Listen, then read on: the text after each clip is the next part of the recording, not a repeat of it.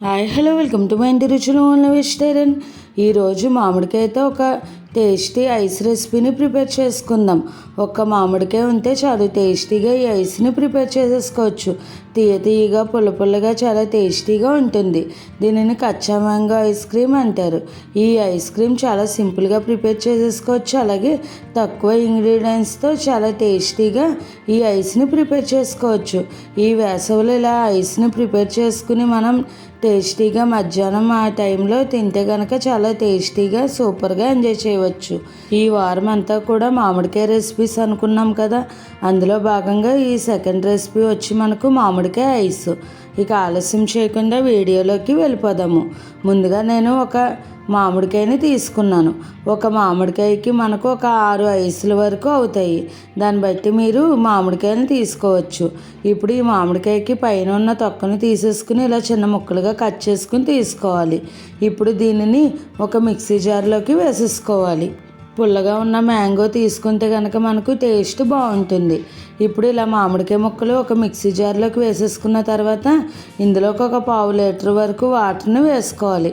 ఒక మామిడికాయకి ఒక 1/2 litre water అయితే కనుక సరిగ్గా సరిపోతుంది. అలాగే 1/2 టీ స్పూన్ బ్లాక్ సాల్ట్ వేసుకోవాలి.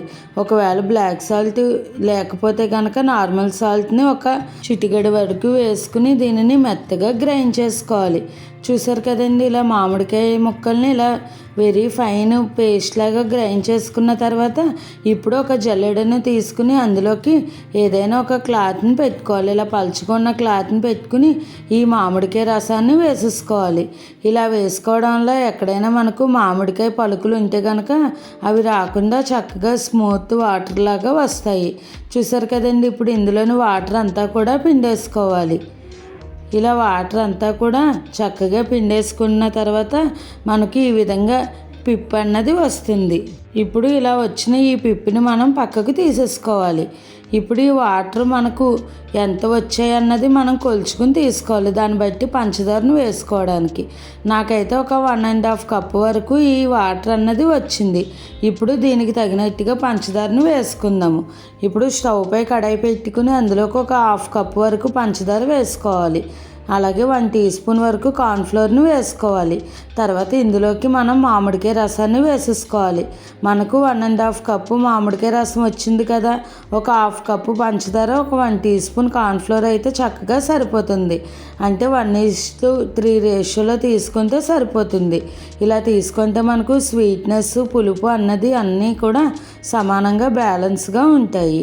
ఇప్పుడు ఈ పంచదార కార్న్ఫ్లోర్ అంతా కూడా చక్కగా కలిపేసుకుని ఇందులోకి మంచి కలర్ కోసం నేను చిటికెడు ఫుడ్ కలర్ని వేస్తున్నాను. ఇలా గ్రీన్ ఫుడ్ కలర్ వేస్తున్నాను.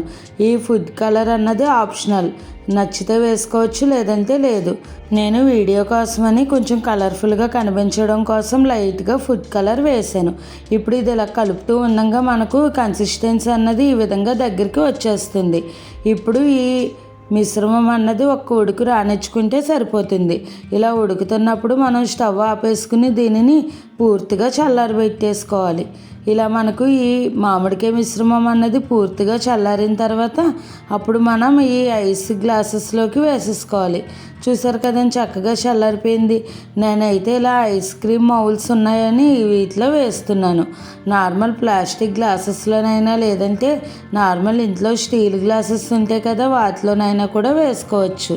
చూసారు కదండి, ఇప్పుడు ఇలా మనం ఈ ఐస్ ట్రేలోకి ఈ మామిడికాయ రసాన్ని అంతా కూడా ఫిల్ చేసేసుకోవాలి. ఈ విధంగానే మొత్తం గ్లాసెస్ అన్నిటిలోకి కూడా ఈ మామిడికాయ రసాన్ని వేసేసుకుని మనం ఓవర్ నైట్ డీప్ ఫ్రిడ్జ్లో పెట్టేసుకోవాలి. మ్యాక్సిమం టెంపరేచర్ పెట్టుకుని అప్పుడు డీప్ ఫ్రిడ్జ్లో పెట్టుకుంటే కనుక మనకు ఐస్ క్రీమ్స్ అన్నది త్వరగా సెట్ అవుతాయి. ఓవర్ నైట్ లేదంటే ఒక 8 గంటలు కనీసం ఫ్రిడ్జ్లో పెట్టుకోవాలి. అలాగే ఈ ఐసెస్ పెట్టుకున్నప్పుడు మనం ఫ్రిడ్జ్ డోర్ ఎక్కువగా ఓపెన్ చేయకుండా ఉంటే మనకు ఫాస్ట్గా ఐస్ క్రీమ్స్ అన్నవి రెడీ అయిపోతాయి. చూసారు కదండి. ఇప్పుడు ఈ విధంగా వీటిని అన్నిటినీ డీప్ ఫ్రిడ్జ్లో పెట్టుకుని ఐస్ చేసేసుకుందాము. ఓవర్ నైట్ వీటిని ఐస్ సెట్ చేసేసుకుని నేను నెక్స్ట్ డే మార్నింగ్ చూపిస్తున్నాను. చూడండి, ఇప్పుడు వీటిని మనం డీమౌల్ చేసేసుకుందాం. ఇలా ఒకవేళ ఐస్ రాకపోతే కనుక ఒక గ్లాసులోకి వాటర్ తీసుకుని అందులోకి ఈ ఐస్ క్రీమ్ మౌల్స్ని ఒకసారి డిప్ చేసుకుని అప్పుడు తీస్తే కనుక మనకి ఈజీగా ఈ ఐసెస్ అన్నవి ఊడొచ్చేస్తాయి. చూడండి ఎంత పర్ఫెక్ట్గా చక్కగా వచ్చేసాయో. ఇలా పిల్లలకు కనుక చేసి ఇస్తే కనుక వాళ్ళు చాలా ఎంజాయ్ చేస్తూ ఇష్టంగా తింటారు. పుల్ల పుల్లగా తీయగా చాలా టేస్టీగా ఉంటాయి. ఇలాగే ఈ ఐస్ క్రీమ్స్ని మనకు ఎన్నైతే కావాలో అన్నీ కూడా ప్రిపేర్ చేసేసుకోవడమే. చూడండి, అన్ని ఐసెస్ కూడా ఎంత పర్ఫెక్ట్గా వచ్చేసాయో. మాకైతే చాలా బాగా నచ్చాయి ఈ ఐస్ క్రీమ్లు. మీరు కూడా ఇలా ఒకసారి ట్రై చేసి ఎంజాయ్ చేయండి. అలాగే మీకు ఎలా వచ్చిందన్నది నాకు కామెంట్ చేయడం మర్చిపోకండి. మరిన్ని మంచి మంచి టేస్టీ రెసిపీస్ కోసం నా ఛానల్ని ఫాలో అవ్వండి. ఈ రెసిపీ కనుక మీకు నచ్చినట్టయితే లైక్ చేసి, షేర్ చేసి, కామెంట్ చేసి నా ఛానల్ సబ్స్క్రైబ్ చేసుకుని పక్కనే ఉన్న బెల్ ఐకాన్ క్లిక్ చేయడం మర్చిపోకండి. Thanks for watching.